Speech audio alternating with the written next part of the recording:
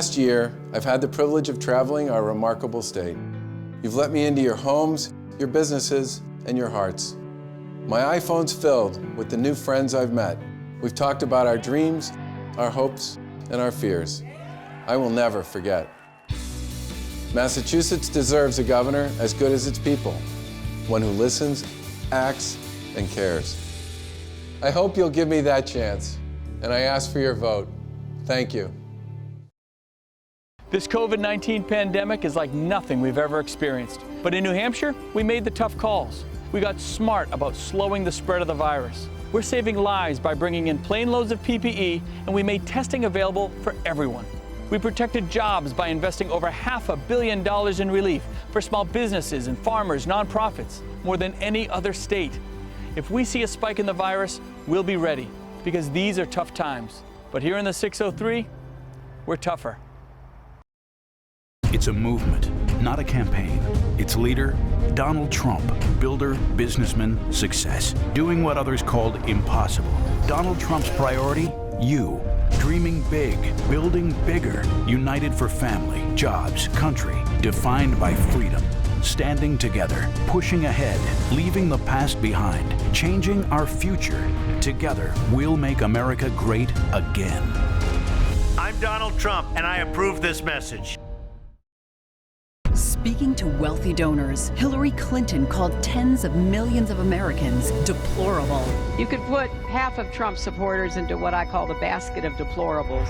The racist, sexist, homophobic, xenophobic, Islamophobic, you name it. People like you, and you. Deplorable. You know what's deplorable? Hillary Clinton viciously demonizing hard-working people like you. I'm Donald Trump, and I approve this message. What is the secret sauce that makes a campaign ad? Number one is they've got to be credible. You have to be able to believe it. Number two, it's got to be memorable so that when you see it, you know whose candidate it's advocating. And number three, it has to make you think so it sticks with you. They couldn't defeat him. So now the swamp's trying to take him out. First, the Mueller investigation. Now Ukraine. Politics at its worst. President Trump is changing things, renegotiating bad trade deals, securing our border, creating 6 million new jobs. It isn't pretty. The swamp hates it, but Mr. Nice Guy won't cut it. It takes a tough guy to change Washington. It takes Donald Trump. I'm Donald Trump, and I approve this message. Brilliant. Mr. Nice Guy won't. That's perfect. Mr. Nice Guy won't cut it. Brett, I'll run into you a week from now, and you and I will still remember that line. He looks tough. He looks strong. And one of the reasons why he won is because he is tough as nails. That's an ad that people remember, and that's an ad that redefines what it is to be running for president. You have reached the 911 police emergency line. Due to defunding of the police department, we're sorry, but no one is here to take your call. If you're calling to report a rape, please press 1. To report a murder, press 2. To report a home invasion, press 3. For all other crimes, leave your name and number, and someone will get back to you. Our estimated wait time is currently 5 days. Goodbye. I'm Donald J. Trump, and I approve this message. Strength. It's a word we've heard a lot this year. Strength of the American people. Strength of the American worker. Strength of the American family. We've seen grit, determination, optimism, hope. We took the virus head on, and now we're getting back to a normal life. The second shift, the dance lessons, and Friday night football. But some want to tear us down. They don't believe in America's promise. Their ideas would kill jobs and drag down our economy. We'll never give up on America. Not now, not ever. Because now is a time to renew our faith, restore our safety, rebuild our economy, to keep winning. We've faced our toughest challenge, and we are overcoming, just like we always do, because we believe in America. I'm Donald J. Trump, and I approve this message. It used to be easy to buy made in America, but not anymore. Career politicians sent those companies elsewhere. Senator Donnelly's business hired Mexican labor. Congressman Rakita and Messer voted to fast-track Obama's trade deals. Indiana lost good manufacturing jobs, but politicians kept theirs. I'm Mike Braun. I approve this message because jobs won't come back until the folks we elect have our back. That's exactly what I'll do in Washington. I'm Mike Braun. Today we're going to see if we can tell the difference between Congressman Rokita and Congressman Messer. You know these guys? No, it's hard to tell them apart. So both these guys voted to fast-track Obama's trade deals. Yikes. Both lawyers, never practiced, been in the game of politics all their lives. Unbelievable. Did you know they voted to raise the debt by $500 billion? These guys look like they're cut from the same cardboard. I couldn't tell you which one's which. I'm Mike Braun. I approve this message. You're awfully quiet. This is the true story of three men, politicians Todd Rokita, Luke Messer, and businessman Mike Braun. Growing up in Indiana, Todd and Luke wanted careers in politics. Mike wanted a career in business. That is why we must fast-track free trade deal. Put it on the credit card. China will pay for it. Send the jobs to Mexico. We don't need them. When I'm in Congress, maybe one of you will be my driver. See? Job creation. And that's why, ladies and gentlemen, I should be senator. No, I'm the senator. No, I am going to be the senator. You can't be the senator if I'm the senator. Well, I still am. While the career politicians argued and debated, Mike sat quietly, learning how to grow the economy and create jobs. Todd and Luke spent 40 years in politics, voting for billions in debt. Mike spent 40 years building a successful business, creating jobs, and... I'm trying to work here. Oh, sorry, Mike. Mike Braun, the clear choice for U.S. Senate. I'm Mike Braun, and I approve this message.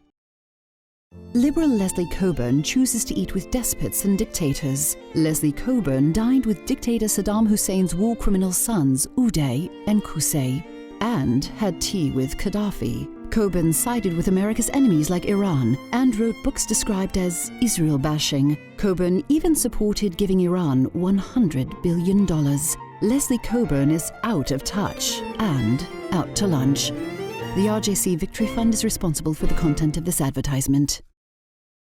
Eric Greitens burst upon the scene with his slick ads. Then we learned the truth. Greitens opposes religious liberty, but favors gay marriage and amnesty for illegals. Greitens praised Obama's vision and leadership while asking for billions in stimulus spending. The Missouri Times says, only months ago, Greitens was a Democrat, one so stridently liberal that he attended Barack Obama's 2008 Democratic Convention. Eric Greitens, he isn't who you think he is. Ryan was smart. He was the fun one in my family. And he was just a beautiful kid. But once opioids got a hold of him, it changed everything. It was Ryan's 25th birthday. So I was at work and I got a phone call from my daughter. She was screaming. I could hear my wife screaming in the background, just screaming. And my daughter just said he was gone. Governor Baker came to my house with the lieutenant governor. We chatted. I felt like I was talking to somebody that was on my level. Charlie Baker and Karen Polito are just like us. They feel the same pain we do, and they care. This isn't partisan. Republican kids are dying. Democratic kids are dying. It's all of our kids. We're losing a generation. Charlie, he looks in my eyes and says, we're going to change the laws. We're going to change the rules. And he did it. And that's why I'm going to vote for Charlie Baker. Our movement is about replacing a failed and corrupt political establishment with a new government controlled by you, the American people. The establishment has trillions of dollars at stake in this election. For those who control the levers of power in Washington and for the global special interest, they partner with these people that don't have your good in mind. The political establishment that is trying to stop us is the same group responsible for our disastrous trade deals, massive illegal immigration, and economic and foreign policies that have bled our country dry. The political establishment has brought about the destruction of our factories and our jobs as they flee to Mexico, China, and other countries all around the world. It's a global power structure that is responsible for the economic decisions that have robbed our working class, stripped our country of its wealth, and put that money into the pockets of a handful of large corporations and political entities. The only thing that can stop this corrupt machine is you. The only force strong enough to save our country is us. The only people brave enough to vote out this corrupt establishment is you, the American people. I'm doing this for the people and for the movement, and we will take back this country for you, and we will make America great again.